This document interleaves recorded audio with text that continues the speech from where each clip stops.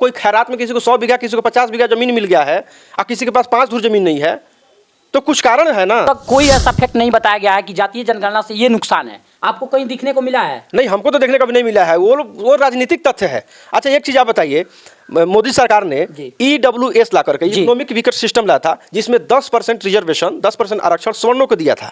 अगर जातीय जनगणना गलत है तो कोई फैक्ट के साथ आपसे चैलेंज करे या आपके सामने आके बहस कर सकता है? बिल्कुल कर सकता है। अगर जातीय जनगणना में क्या दिक्कत है, जिसको अगर दिक्कत हुआ एकदम खुला खुला बहस कर सकता है। कि कुछ लोग कह रहे हैं कि जातीय जनगणना करा के सरकार हिंदू को बांट रही है। जैसे कि आप सब जानते हैं कि बिहार में जाति आधारित गणना हो रही थी, जिस पे 4 मई को पटना हाई कोर्ट ने रोक लगा दिया है। आखिर क्या कारण है कि रोक लगा दिया गया है और क्यों जातीय जनगणना हो रही थी, और पहले भी जातीय जनगणना हुई है, आखिर किन लोगों को ये दिक्कत है? आज सारे सवाल और जवाब हम करेंगे। बस 5 मिनट आप मेरे साथ रुकिए। आज मैं ये सब बातों के लिए और इस पे बहस करने के लिए हमारे साथ है एडवोकेट ब्रिजेश जी। इनसे हम कुछ सवाल और जवाब करेंगे और फैक्ट के साथ आपको समझाएंगे कि जातीय जनगणना सही है या गलत। कुछ लोगों को जातीय जनगणना से दिक्कत है, बाकी जिन लोगों को दिक्कत है वो लोग कौन हैं? बाकी सभी लोगों को दिक्कत नहीं है इससे, बस कुछ लोगों को दिक्कत है, और वो लोग कौन है और क्यों विरोध कर रहे हैं इसका ये भी हम आपको स्पष्ट करके आज बताएंगे। तो पहले तो स्वागत है सर। बहुत बहुत धन्यवाद आपका और आपकी टीम को और आपके चैनल को। सर, जाति आधारित गणना जो हो रही है, पहले तो बताइए कि जाति आधारित गणना इससे पहले कभी हुई है? जातीय जनगणना जो आपको सबसे पहले जब हम लोग अभी देश का आज़ादी नहीं मिली थी उस पीरियड में 1931 में हुई थी। उसके बाद 1941 में हुआ, उसके बाद 1951 में हुआ। लेकिन उस समय हुआ था तो सिर्फ SC और ST का हुआ था, और उसका जो आंकड़ा था, जो डाटा था, उस डाटा को पब्लिश नहीं किया गया। उसमें भी बहुत सारे जो अग्र जाति के जो लोग थे, जो जिसे हम आम भाषा में कहें जो स्वर्ण जाति के जो लोग थे, जिनको पच नहीं रहा है, तो वो लोगों ने पब्लिश नहीं होने दिया, उसको पब्लिक नहीं होने दिया। उसके बाद में 2011 में जातीय जनगणना हुआ था। 2011 में भी जातीय जनगणना हुआ, लेकिन उसको भी पब्लिश नहीं हुआ। उसके फिर 10 साल बाद 2021 में जातीय जनगणना कराने की बात कही गई थी, लेकिन भाजपा सरकार और मोदी सरकार ने कोविड-19 का बहाना लेकर के जातीय जनगणना पर नहीं कराया। यानी हमेशा से इसका सवाल उठते रहा है कि जातीय जनगणना सही है, लेकिन जब होता भी है तो उसको प्रकाशित नहीं किया जाता है। अच्छा सर, ये बताइए एक शब्दों में कि जातीय जनगणना सही है या गलत? जातीय जनगणना बहुत सही है और बहुत ज़रूरी भी है, क्योंकि जातीय जनगणना होने से ये पता चल जाएगा कि हमारे भारत देश में स्वर्ण कितने हैं, जिसमें राजपूत, भूमियार, ब्राह्मण और SC ST OBC में कई जातियाँ उपजातियों में जो बांटे हुए हैं, ये सारी चीज़ों का आंकड़ा और सर्वे साफ हो जाएगा कि कौन जाति का कितनी आबादी है, ब्राह्मण जाति की कितनी आबादी है, भूमियार जाति की कितनी आबादी है, राजपूत जाति की कितनी आबादी है, और भी जातियाँ जो उपजातियाँ हैं उनकी कितनी आबादी है। तो जातीय जनगणना कहीं ना कहीं एकदम बहुत जरूरी है, जातीय जनगणना होना। सर, इस पे कुछ इस फैक्ट को नहीं समझ के, इस चीज़ को नहीं समझ के कुछ लोग कह रहे हैं कि जातीय जनगणना करा के सरकार हिंदू को बांट रही है। देखिए, सरकार हिंदुओं को बांट नहीं रही है। सरकार जो हिंदू मुस्लिम कर करके देश को बांट रही है जी, देश को बांट रही है। अगर सरकार कहें कि हिंदू को बांट रही है, तो जब हम मुगल शासन में थे उस समय हिंदू धर्म कभी खतरे में नहीं आया था, उस समय हम लोग कभी बांट नहीं थे। आप जाति सूचक चीज़ को लेकर के आप भेदभाव कीजिएगा, जाति सूचक लेकर के आप जाति के आधार पर किसी को प्रताड़ित कीजिएगा तो सही है, लेकिन जातीय जनगणना में किसकी आबादी कितनी है उसका डाटा न आए तो ये गलत है। अच्छा सर, जातीय जनगणना का जो विरोध हो रहा है, आखिर वो कौन लोग हैं?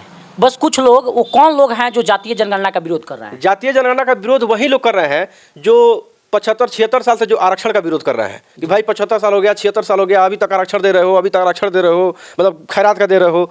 तो वही जो मनुबुद्धि और जो मनु प्रवृत्ति के जो लोग हैं, जो मनुस्मृति के मानते हैं, जो भारत के संविधान के प्रति उनकी कोई रुचि नहीं है, और वही लोग हैं, वही कुछ जो अगली जाति के जो लोग हैं, वही जो है इसका विरोध कर रहा है। वही जो है माननीय पटना उच्च न्यायालय में जनहित याचिका दायर किए थे, जिसको हम PIL कहते हैं, जिस पे 4 मई को अंतरिम रोक लगाया गया है ऑनरेबल पटना हाईकोर्ट द्वारा। लेकिन फिर उसमें 3 जुलाई को सुनवाई है। सर, क्या लगता है सर कि होगा जातीय जनगणना? जहाँ तक मुझे संभावना है और ऑनरेबल हाईकोर्ट पटना पर मुझे पूर्ण विश्वास है कि जातीय जनगणना के हित में फैसला आएगा, और उसमें जो SC ST OBC माइनॉरिटी के जो लोग हैं उनके भविष्य के लिए अच्छा होगा, और फैसला हमारे हित के लिए एकदम आएगा। सर, जातीय जनगणना ये चैलेंज है किसी के भी लिए। अगर जातीय जनगणना गलत है तो कोई फैक्ट के साथ आपसे चैलेंज करे या आपके सामने आके बहस कर सकता है? बिल्कुल कर सकता है। अगर जातीय जनगणना में क्या दिक्कत है, जिसको अगर दिक्कत हुआ एकदम खुला खुला बहस कर सकता है। अभी तक कोई ऐसा फैक्ट नहीं बताया गया है कि जातीय जनगणना से ये नुकसान है, आपको कहीं दिखने को मिला है? नहीं, हमको तो देखने को भी नहीं मिला है। वो राजनीतिक तथ्य है। अच्छा, एक चीज़ आप बताइए, मोदी सरकार ने EWS ला करके इकोनॉमिक वीकर सिस्टम लाया था, जिसमें 10% रिजर्वेशन, 10% आरक्षण सवर्णों को दिया था।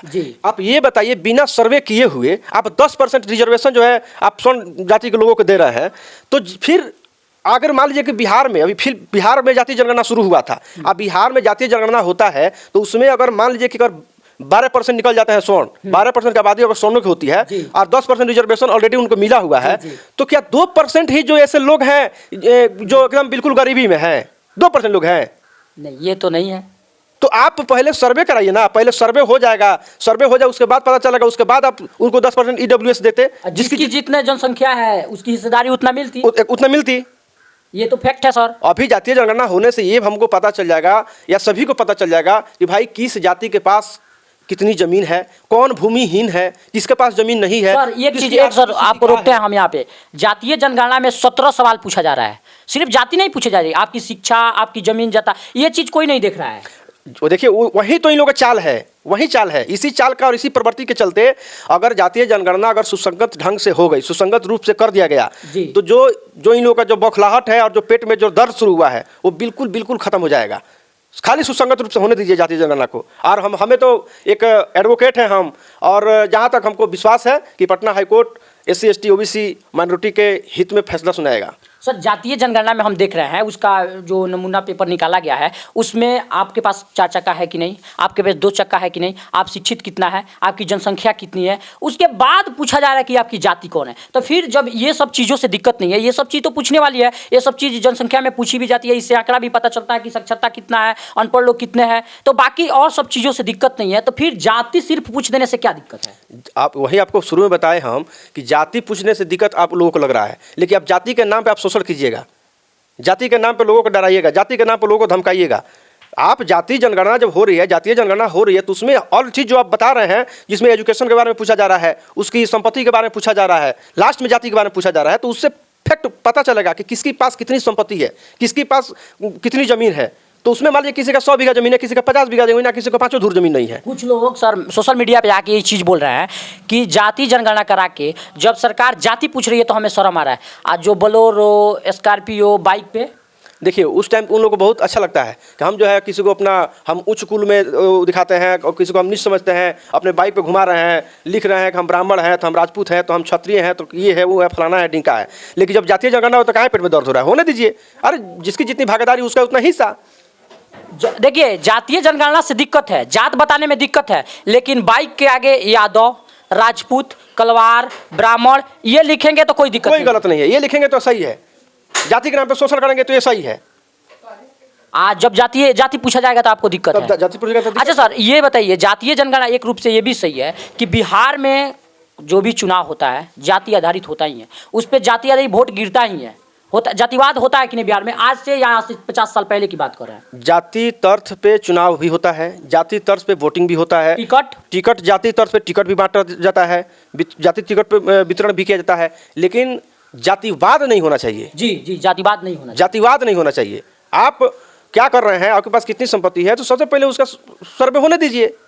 आप सर्वे भी नहीं होने दे रहे हैं, आपकी बौखलाहट शुरू हो गई है, आपके पेट में दर्द शुरू हो गया है। अरे होने तो दीजिए भाई, आपको क्या जरूरत थी PIL करना? अगर आप इतना ही आप अपने आप को बहुत बड़ा कुल समझते हैं कि नहीं हम स्वर्ण है तो हम बिल्कुल हमारे पास भैया है, तो होने दीजिए जाति जनगणना, क्या दिक्कत है? जब 1951 में जब जातीय जनगणना हुई थी, SC ST की हुई, लेकिन OBC की भी आंकड़ा आपको करना था, लेकिन 57% आंकड़ा था, उस हिसाब से 27% OBC को आरक्षण देना था, चाहे लागू भी करना था। क्या हुआ? ये नहीं हुआ है।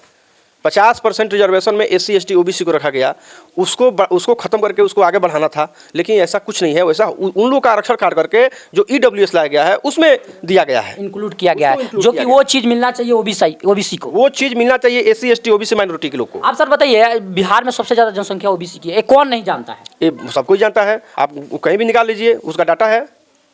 आपने सुना कि सर इसका कैसे जवाब दिए और फैक्ट के साथ, और चैलेंज भी है कि अगर कोई जातीय जनगणना पर बहस करना चाहता है तो फैक्ट के साथ अगर बहस करे तो हम उसके लिए तैयार हैं। बाकी कौन क्या बोल रहा है और कौन बिना फैक्ट के लोग काफ़ी विरोध कर रहे हैं, उन लोगों को आप क्या कहिएगा? उन लोगों को ये कहेंगे कि भाई अपना पहले ज्ञान बढ़ाइए, आप अपनी सद्बुद्धि बढ़ाइए, आप जो है इस चीज़ को देखिए, आपके पूर्वजों ने क्या किया है, कैसे वो ज़मीनों को हड़पा है, कैसे क्या किया है, तो उसको अपने पूर्वजों का करतूत तो सामने आने दीजिए, उसको तो आने दीजिए ना जी। उसके लिए आप काहे घबरा रहे हैं?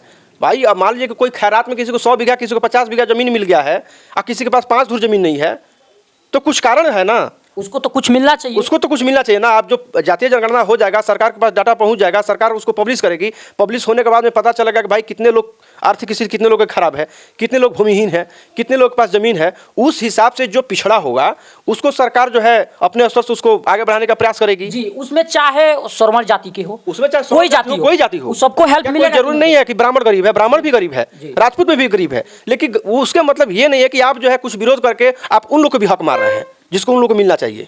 हर जाति में लोग गरीब हैं। अगर ये जातीय जनगणना हो जाता है तो पंडित, राजपूत, यादव कोई अगर गरीब है तो उसको तो हक मिलेगा, उसको कम मिलेगा। सरकार तो ये नहीं करिए कि इसको हम नहीं, सरकार जाति बांट कर काम नहीं थोड़े कर रही है। सरकार का काम है, सरकार का मकसद है कि जो पीछे हुआ है, जो छूटा हुआ है, जिसकी एजुकेशन कम है, जिसके पास जो भूमिहीन है, उसको हमको आगे लेकर चलना है।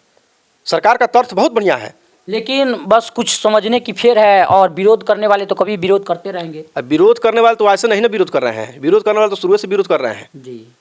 बाकी आप देख रहे हैं और हम बार बार कह रहे हैं कि अगर आप फैक्ट के साथ जातीय जनगणना पर बहस करना चाहते हैं तो हम तैयार हैं। बाकी आज के लिए यही, और फिर अगला इंटरव्यू हम किस पे लेके आए और किसके साथ लेके आए। अगर आप फैक्ट के साथ हमको समझाना चाहते हैं कि बिहार में जो जातीय जनगणना हो रहा है वो सही है तो हम उसके लिए तैयार हैं। बाकी जय हिंद। मैं बिहारी बाबू चैनल से भानु प्रताप, मैं एडवोकेट ब्रजेश कुमार, मैं आप सभी को धन्यवाद देता हूँ। जय हिंद, जय भारत।